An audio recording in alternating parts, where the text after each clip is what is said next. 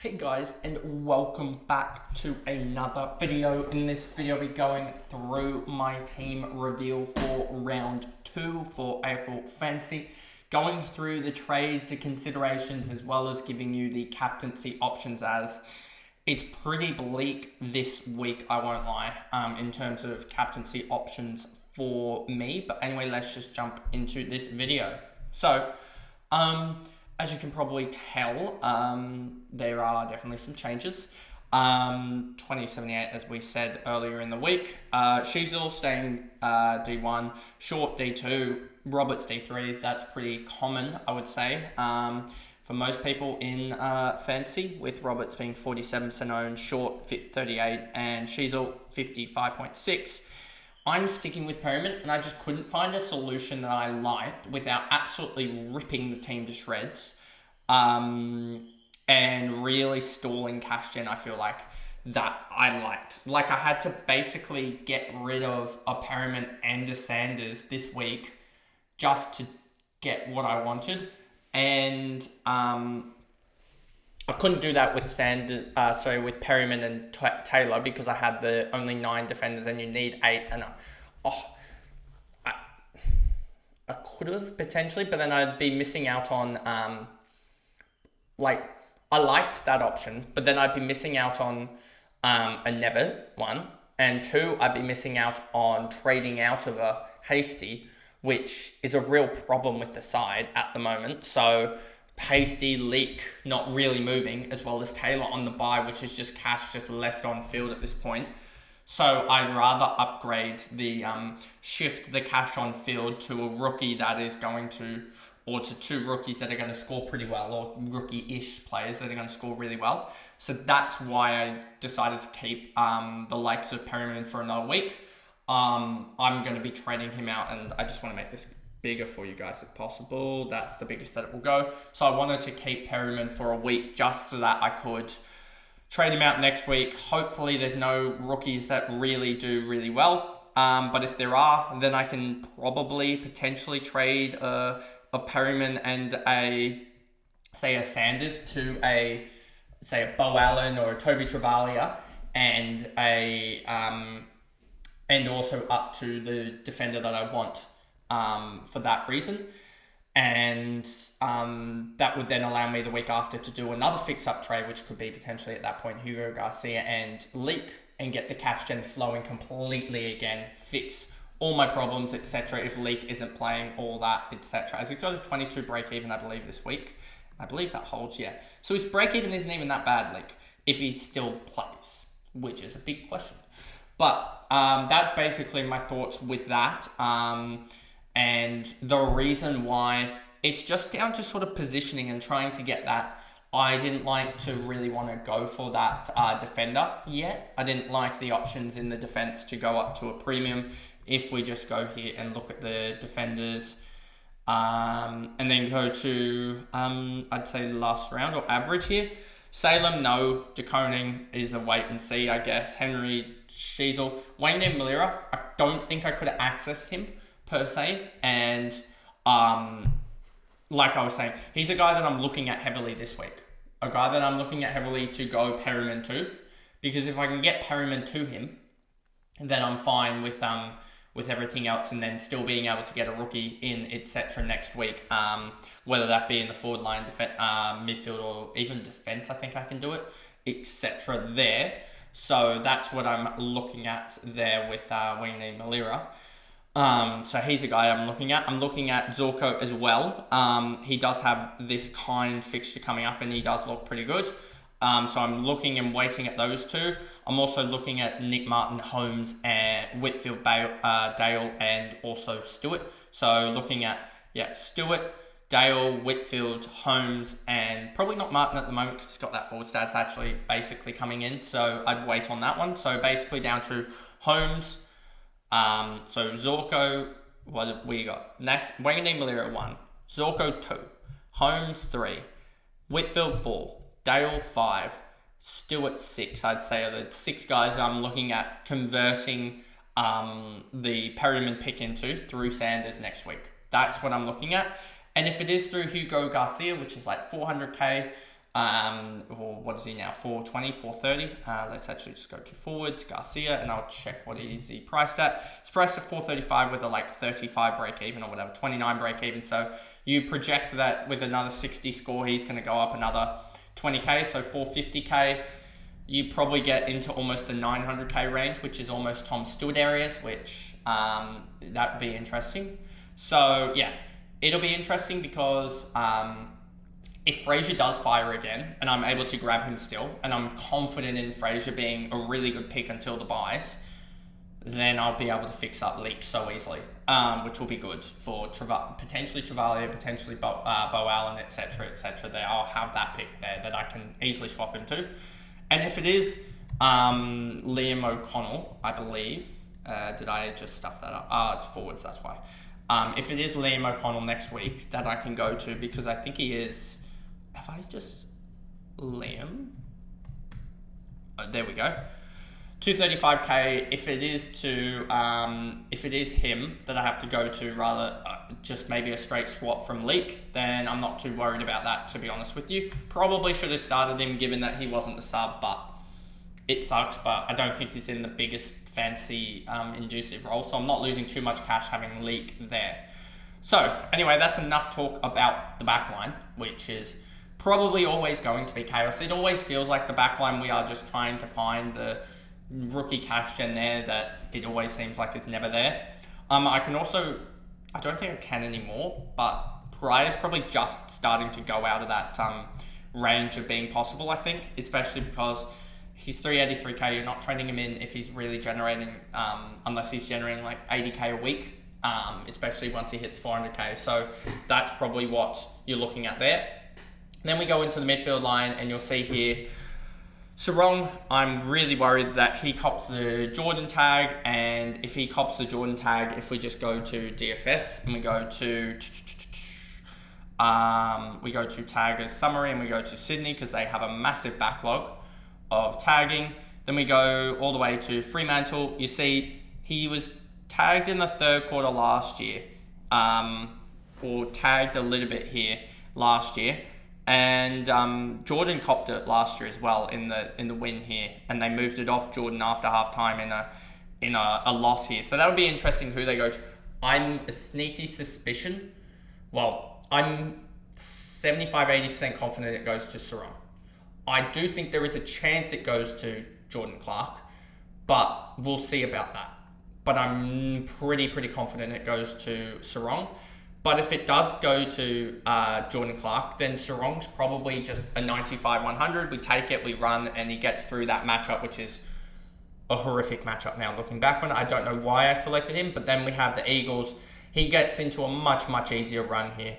Once he gets through that matchup, he becomes into a run where he doesn't get tagged, I don't think, at all for the next 4 or 5 weeks. I know Richmond will try and tag him, but he's a better ball winner than tagging. Who did they tag? Was it Paddy Cripps or something? Yeah, he'll do a lot better than Paddy Cripps, I feel like. Anyway, he's just got to get through this week and just hope that he survives this week, and hope. I'd take a projected 96 at this point.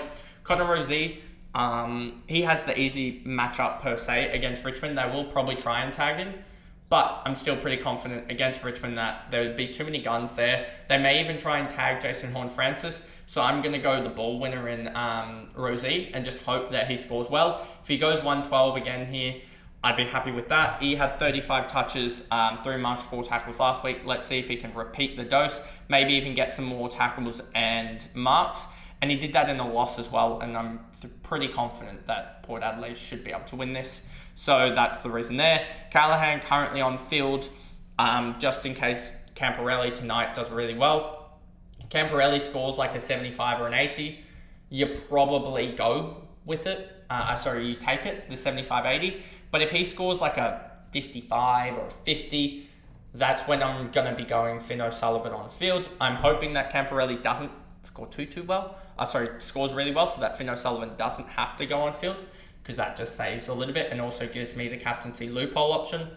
I should probably also do, I think Trainer plays first, but I'll double check that when I'm finished with the side. I'll come back to that.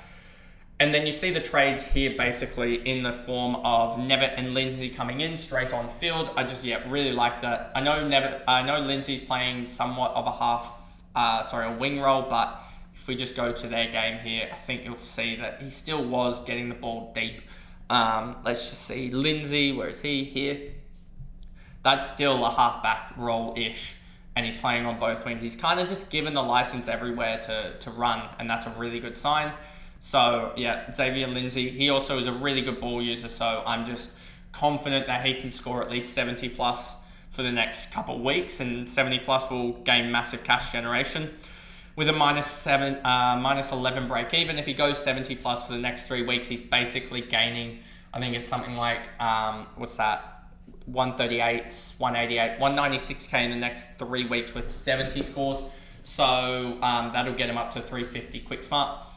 Nevitt as well, I really to and fro with this a little bit just because it's I didn't like his tog, but with all the injuries for the Cats and everything, I think he gets an extended game time. I also think he's one that he did really well in the second half, but I think his first half, I think he's done enough to show me that the role was there. He's getting 50% mid-time, and I think he's a guy that he's not going to score 100 each week. Let's put that out there. But I think he's a guy, a fourth or so year midfielder, never. We talked about him even last year, I think, as a breakout guy. So I think he's a guy that could average 80 or so, 75, 80, and that'd be absolutely perfect in the position that he is in. And I think he's that 400k guy, and the reason why I went him over O'Driscoll is I just think O'Driscoll's role is going to start to diminish as they get Fife and Bolton back this week. Those two will take up 30, 40. You would expect they're both 50% midfielders when they're back in their prime, or I should say back fully fit. So maybe they only have 30, 40% midfield time. But that 30, 40% takes out probably a good half of what O'Driscoll's midfield time is looking at. And him on the wing, we've seen him have dead quarters. So I'm more interested in Nevitt in the guts. Especially against St Kilda, that should be interesting because St Kilda did, if I remember correctly, give up some big scores on the weekend too. They gave up a 1-2-6 to Dawson, who's a big body midfielder. They also gave up, I'm pretty sure, a 107 to another midfielder, 125 to Saligo, 126 to Dawson, 107 to Rankin, and then Crouch, the other midfielder, 89 on, what was his tog? His tog was, I'm pretty sure, about that 80%. So let's just look at that quickly. His tog, that of the likes of, where is he? Crouch was 75%. So yeah, they've given up basically about 450 points to 4 midfielders. So I'm pretty confident in the likes of, and even Shelley was doing well for, like, they gave up a lot of points to midfielders. Their worst midfielder, Peatling, scored 72, I think it was. So that's what I'm looking at there. In terms of, even Draper came on and scored 37 very, very quickly. So I'm looking at that going, I think he never can score a 75 or 80 at least in this matchup. And that'll just be massive cash generation compared to Hall, who I don't think will score too well, to be honest with you, given that I don't think, I mean, Murphy Reid did score did score a 69, but a lot of the small forwards for the likes of Freo didn't score too well. If we look at them, they had Swiskowski get injured. Then they had, where is it? I mean, they don't really have any small forwards in general, so that didn't help. But yeah, I'm not too worried about it. Murphy Reid would have scored 11 if he hadn't had that 4-goal burst, where he basically had, I think it was like 45 points in about 10 minutes. Lindsay Ashcroft is the obvious one there as well. If he isn't sub, he's going to do really well against the likes of the Eagles, and he's just going to make cash. Simply put, you'd expect him to maybe get a little bit of CBA time as they kind of give a little bit of a, not a rest exactly, but a little bit of a just lower role to a lot of the players like Neil, McCluggett, Dunkley, etc., just because this game should be almost a walkover. Then you get O'Sullivan and Camporelli on the bench, and then we go into the forward line, and you'll see what I've done here in terms of it. I could actually do, and this is where I'll just double check the matchups. It was Essendon and Richmond. Essendon played before Richmond, so I need the emergency on Zach Reid. that's that, and then I can change that if Zach Reed's scoring well, etc. And that'll probably have to go at 3:30 for me or so. So I have to see it almost 3/4 time if I want that score from Zach Reed, which will be interesting. But anyway, and then you've got this one as well with who is it? Hewitt, Davidson, and Garcia. You can probably do that as well just to see with Davidson, and then I probably still have Garcia over Hewitt, to be honest with you, as Hewitt's in a tougher matchup, whereas Garcia has Geelong, who Geelong should still be able to give up some midfield points. So the reason why I've done this, I think, is just so that I can get out of a Davidson or a Hewitt definitely being on field, and I think also accessing the Davidson points off the bench potentially is the better option than on the field, I would say, as we get to know his points on the Friday night. And that'll be an easy swap if he scores like 70, 80 plus. That'll be just easy on field there, I think, in terms of that. Then you'll see the trades here. Yep, just getting rid of the guys on the bench that are not going to generate cash or any points realistically. Hasty's even been talked about being dropped from the side. I know he's got an 11 break even, so you could go there and still hold him. But looking at all these other guys, they're all pretty much, other than Foz, they're all in the negative break-even territory. So, yeah, I just think that Hasty, with his role exactly, it's not going to be, I don't think, the best scoring role. I think there's other guys in that St Kilda side that are going to do better. I would rather an on-baller than a winger, basically. And he's also a massive sub-risk because he's been subbed out already. So, yeah, there's that. So that's the reason for that. I just want to double-check with the likes of Hasty with his role, because I swear he is a winger there, and let's just look at his heat map. It's actually a lot of defense, so it's not too bad actually. He could easily be one that comes back to bite me, but anyway, yeah, I'm not too disappointed if he was to miss there, to make that almost a confirmation trade of a red dot. I need to get out of the side, as yeah, he is taking up a midfield slot, and scoring a 40 doesn't really move his cash generation there. So that is the video there. I hope you guys enjoyed it. Put down your trades in the comments below if you have reached this far into the video. Remember to like and subscribe. Turn the notification bell on so you know when I upload. If you're listening on Spotify, give me a follow and a rating over there. And I'll see you guys in the Supercoach team reveal for round 2. Bye, guys.